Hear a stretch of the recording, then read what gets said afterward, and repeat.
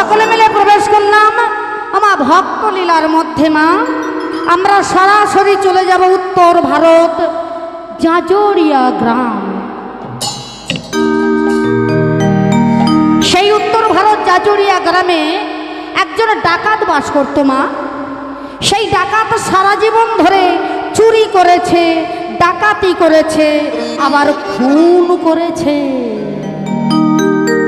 কিন্তু সেই ডাকাত আবার ভগবানকে পেয়ে গেল। মা, কেমন করে পেল?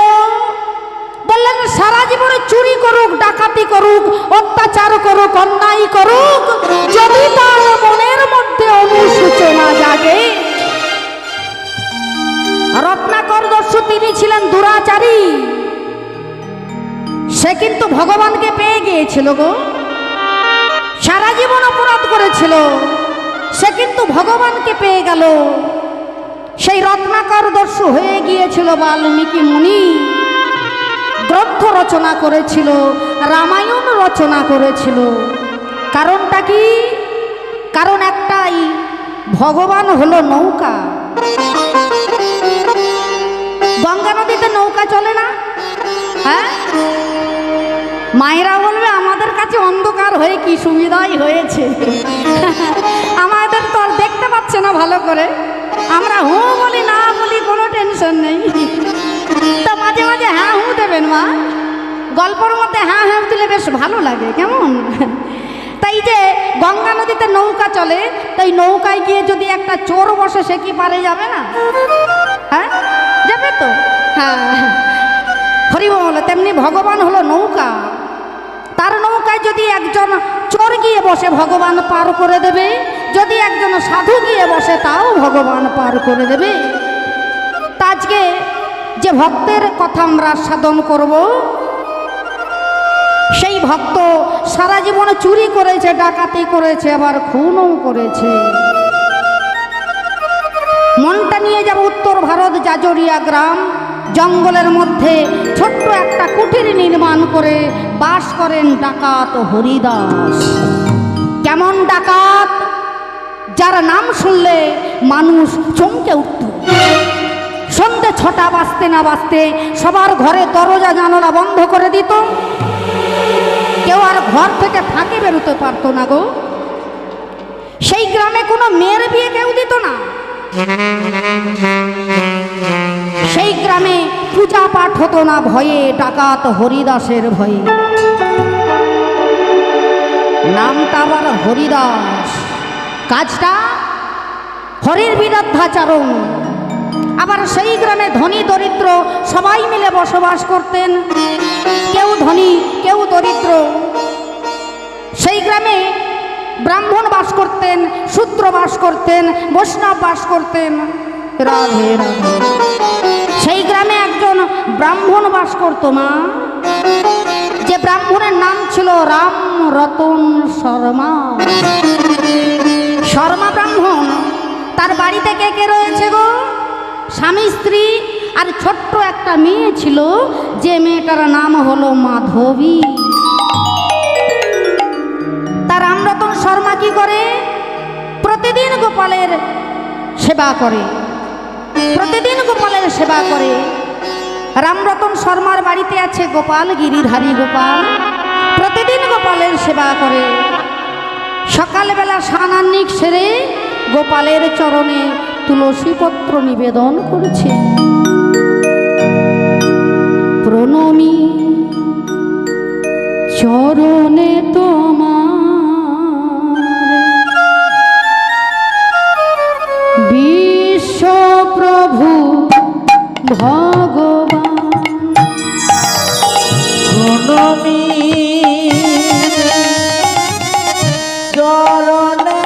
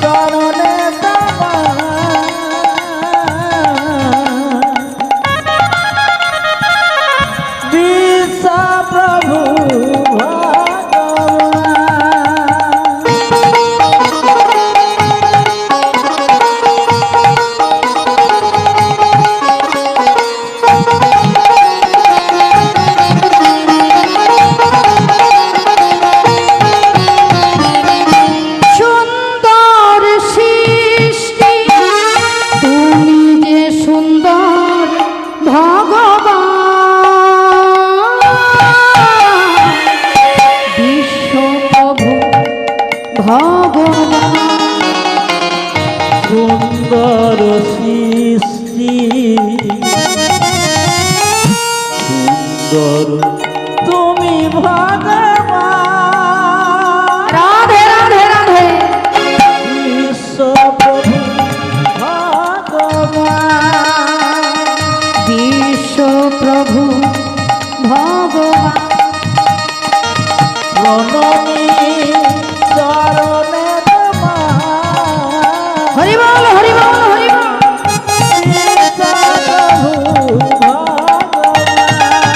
তুমি বিশ্বপ্রভু ভগবান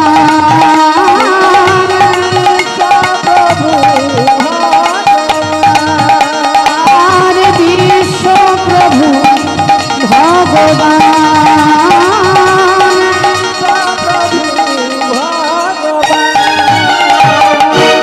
একদিকে হচ্ছে ভগবানের পূজা আর একদিকে ভগবানের বিরুদ্ধাচরণ করছে ডাকাত হরিদাস আর তার অত্যাচারে বিরক্ত হয়ে গ্রামের সকলে মিলে গেল পঞ্চায়েত প্রধানের কাছে আমার গ্রামের মোড়ল মশাইয়ের কাছে গেছে গিয়ে বলছে আপনি তো গ্রামের মোড়ল মশাই তা আপনি দেখতে পাচ্ছেন না গ্রামের মধ্যে কি অত্যাচার হচ্ছে এই গ্রামে কোনো মেয়ের বিয়ে হচ্ছে না কোনো পূজা পাঠ হচ্ছে না কোনো অনুষ্ঠান হচ্ছে না শুধু ডাকাত হরিদাসের ভয়ে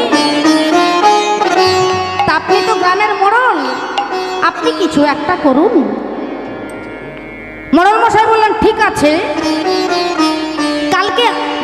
কালকে সন্ধ্যাবেলায় আমার বাড়ির উঠানের মধ্যে মিটিং হবে গ্রামের সকলকে একটু জানিয়ে দাও যে কাল আমার বাড়ির উঠানের মধ্যে মিটিং হবে এখন সবাই জেনে গেছে খবরটা সবাই দলে দলে যোগদান করছে মোড়ল মশাইয়ের বাড়িতে আর ওই রামরতন শর্মার যে ছোট্ট একটা মেয়ে ছিল মাধবী সেই মাধবী বাবার কাছে ছুটে গেছে বাবা ও বাবা সবাই মিটিংয়ে যাচ্ছে বাবা তুমি মিটিংয়ে যাবে না এই মাধবী আমি তো গরিব ভিখারি রে আমি মিটিংয়ে যেয়ে কি করব বল আমার চুরির ভয় কাদের আছে ও যাদের টাকা পয়সা আছে তা বলছে আমি তো দরিদ্র ভিখারি আমার তো চুরি হওয়ার মতো কিছু নেই আমি মিটিংয়ে গেলেও কি আর না গেলেও কি না না সবাই যাচ্ছে যাও না বাবা আরে আমি যে মিটিংয়ে যাব তো গোপালের সন্ধ্যা আরতি কে করবে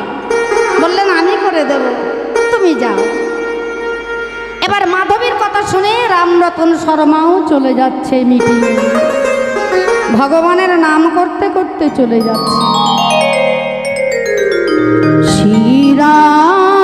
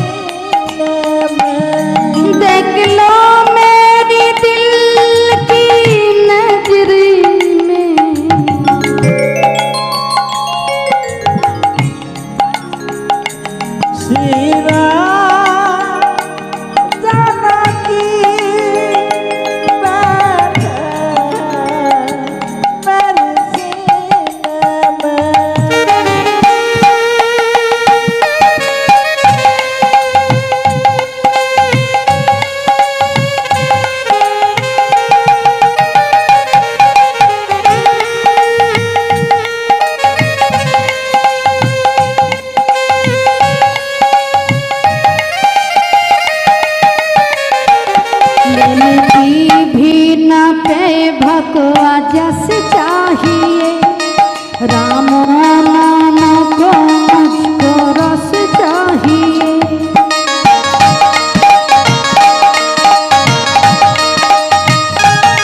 मैंने पी भी न पे भकवा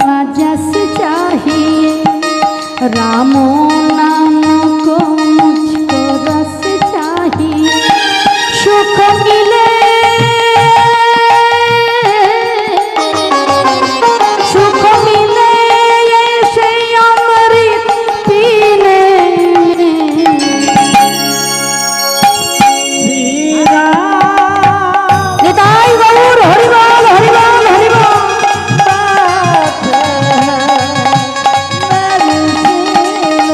देख लो मेरी दिल की नजरी में श्री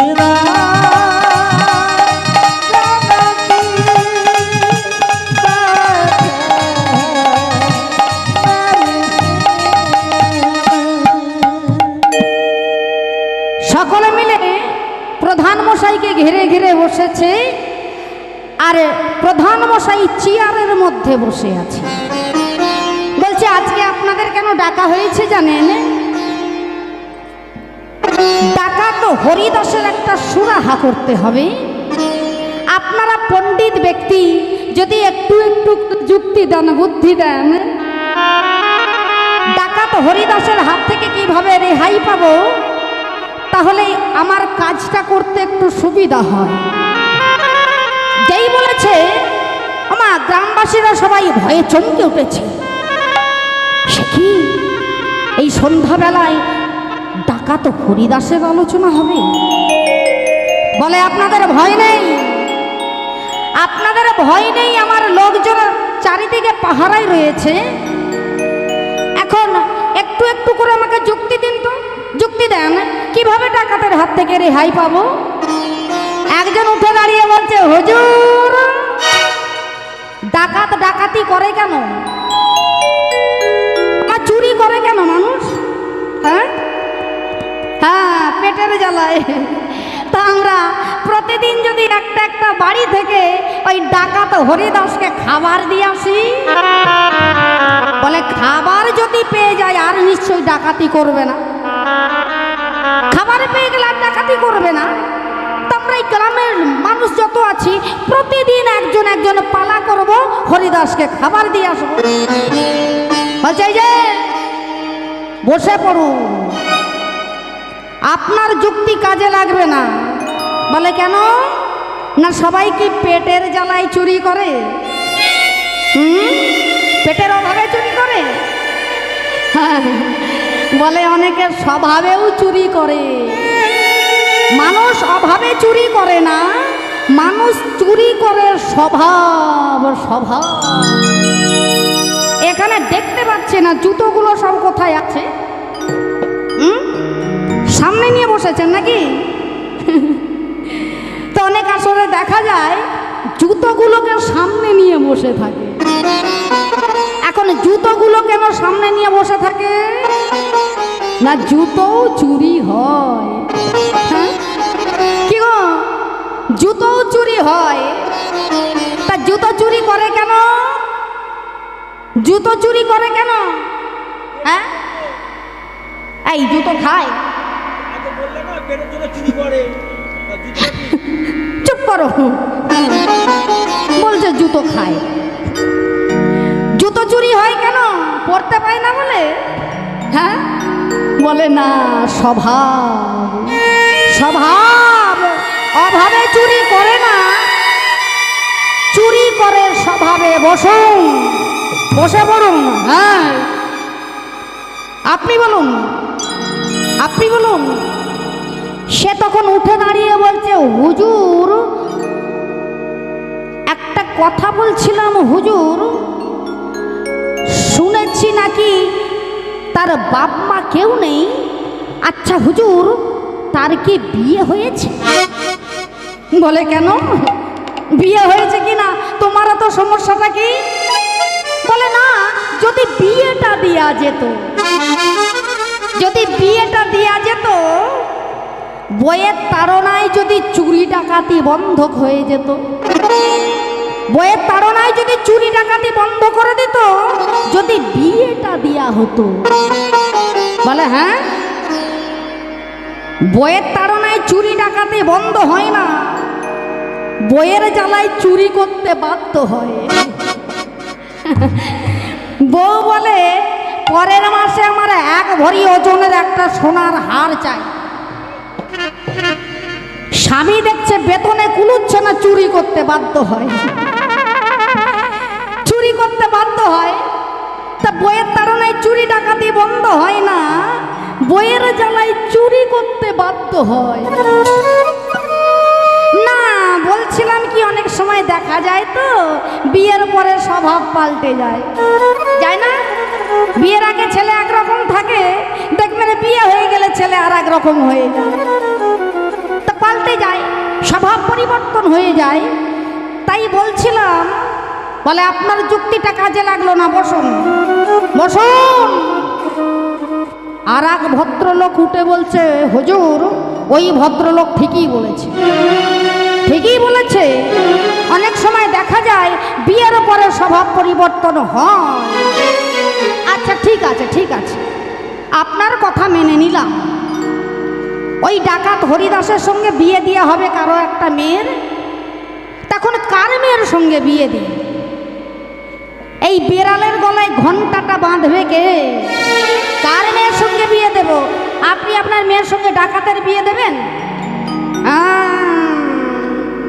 বলে তাই কি হয়? জামাই হবে ডাক্তার, মাস্টার, ইঞ্জিনিয়ার। হরিমন, ডাকাতের সঙ্গে আবার কেউ মেয়ের বিয়ে দেয়? রাধে রাধে।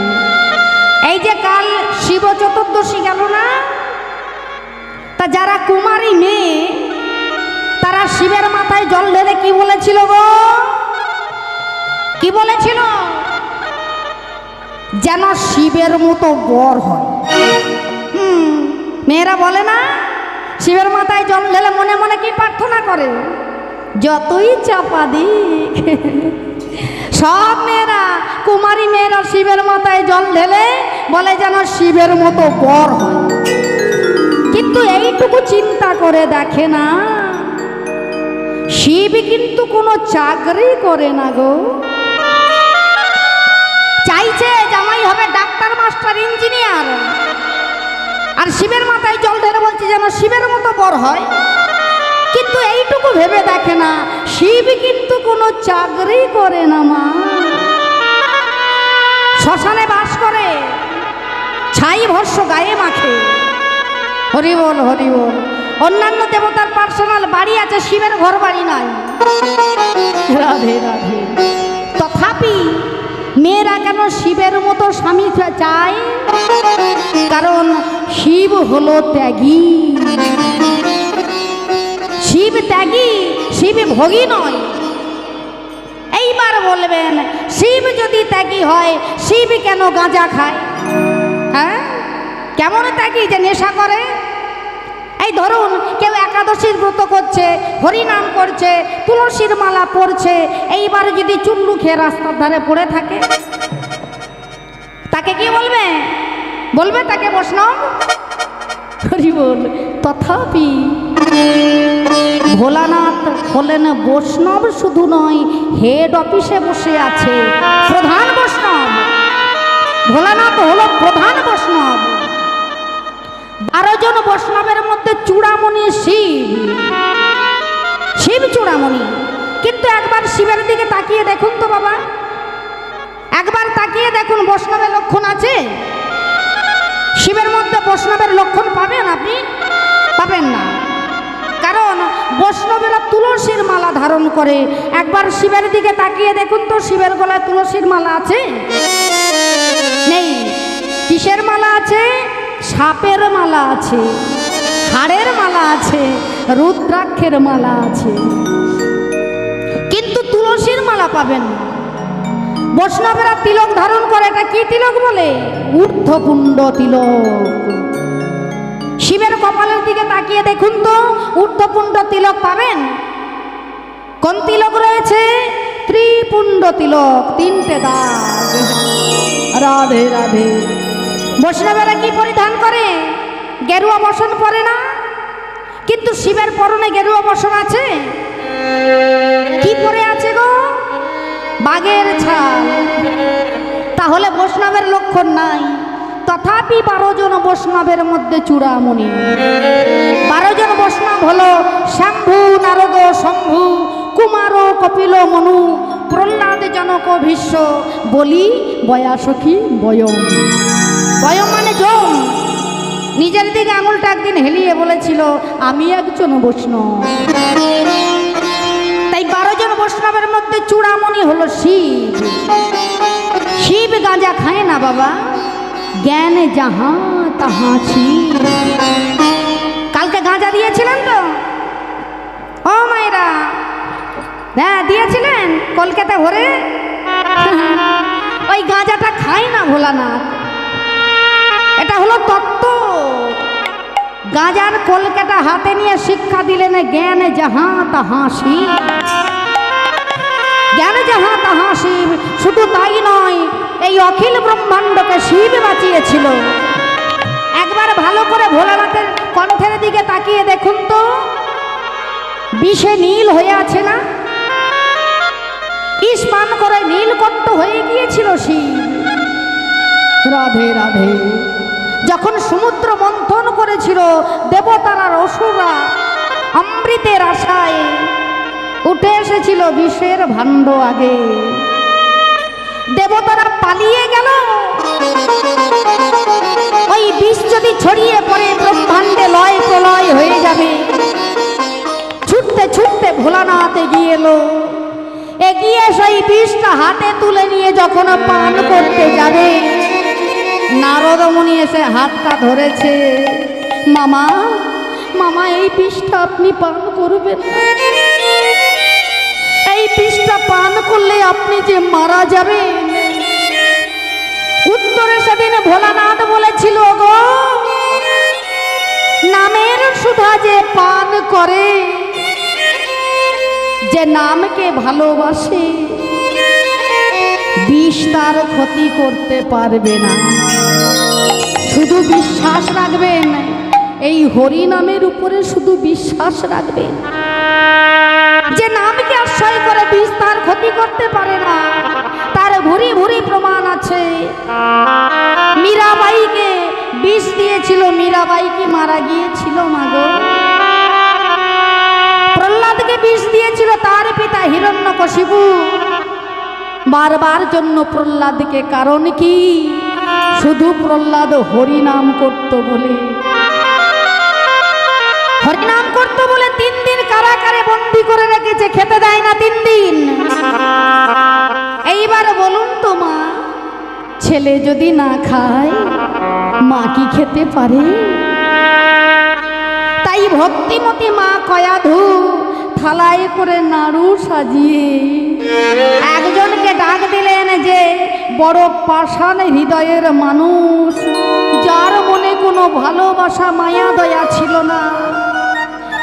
ওই হিরণ্যকশিপুর সেনাপতি, যার নাম দৈবারিককে ডেকে বলছে, জানা বাবা আমার ছেলেটা 3 দিন কিছু খায় না, এই নাড়ু কটা আমার ছেলেটাকে খাইয়ে দিয়া। নাড়ুর থালাটা লুকিয়ে লুকিয়ে আনছে, ওড়না চাপা দিয়ে লুকিয়ে আনছে। সম্মুখে এসে দাঁড়ালেন হিরণ্যকশিপু। কিরে কে লুকিয়ে লুকিয়ে নিয়ে যাচ্ছিস? আগে মহারাজ দেখা দেখা বলছি। আগে আগে নাড়ু মহারাজ রানীমা দিয়েছে, প্রহ্লাদের জন্য দিয়েছে। যেই বলেছে, হিরণ্যকশিপু মনে মনে চিন্তা করলেন, এটাই বড় সুযোগ। ওকে আমি পাহাড় থেকে ফেলে মারতে পারিনি, ওকে পাগলা হাতির পায়ের তলায় ফেলে মারতে পারিনি। এইবার ওর মায়ের দিয়া এই নাড়ুর মধ্যে বিষ মিশিয়ে সেই নাড়ু ওকে খাওয়াবো। ওর মায়ের দিয়া নাড়ুকে প্রহ্লাদ মারা যাবে। এইবার ওই নাড়ুর মধ্যে বিষ মিশিয়ে দিয়ে দৈবারিকের হাতে দিয়েছে। এই দৈবারিক, ভালো করে লক্ষ্য করবি প্রহ্লাদ কেমন করে মারা যাচ্ছে। এইবার নাড়ুগুলোকে নিয়ে যাচ্ছে, প্রহ্লাদের সামনে দাঁড়িয়েছে। প্রহ্লাদ এই না, নাড়ুগুলো দেখে প্রহ্লাদের মনে বড় আনন্দ, কারণ ওই 5 বৎসরের ছেলে 3টে দিন না খেয়ে আছে, ওমা তার কত ক্ষুধা পেয়েছে। নাড়ুর থালাটা যখন নিয়েছে, দৈবারিক চিন্তা করলো এই যে কালকূট বিষ, দেখি কেমন করে প্রহ্লাদ মারা যায়। কারাগারের ছোট্ট ছিদ্র দিয়ে দেখছে, আর প্রহ্লাদ নাড়ুর থালাটা নিয়ে বদনে দিতে যাবে, আর বদনে উঠল না। মনে পড়ে গেল শ্রীহরির কথা, মনে পড়ে গেল ভগবানের কথা, তাই ভগবানকে স্মরণ করছে। মঙ্গল ময় হরি প্রভু নারায়ণ দিবানিশি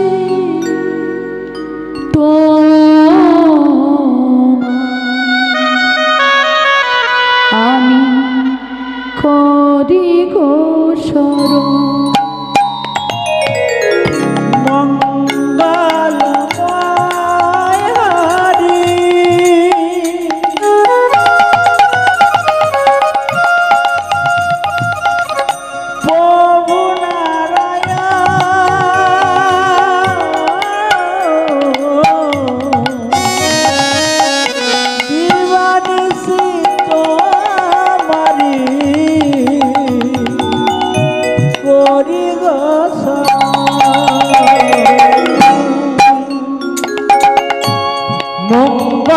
মঙ্গলময় হরি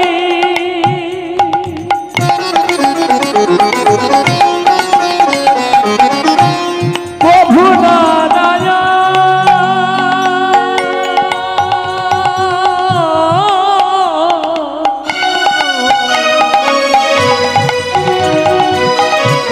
দিবানিশি তোমারে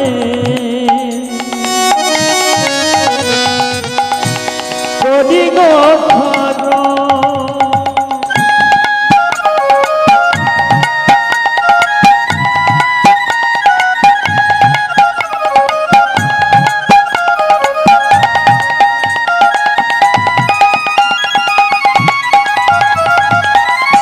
নাই তো কিছু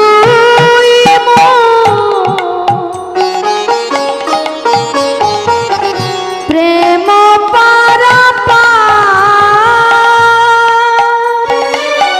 কি দিয়ে পুজিব বলো, কি আছে আমার। নাই তো কিছুই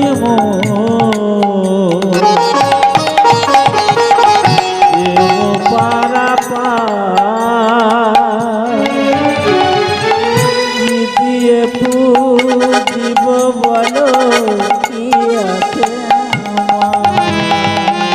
কৃপা করে দাও প্রভু দুটি চরণ,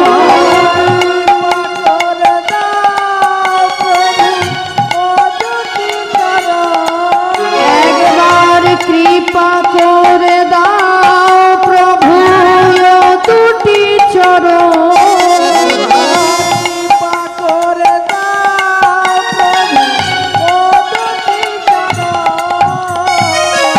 নাও গো মন তুলসিয়ার ভক্তি চন্দন, গমন তুলসী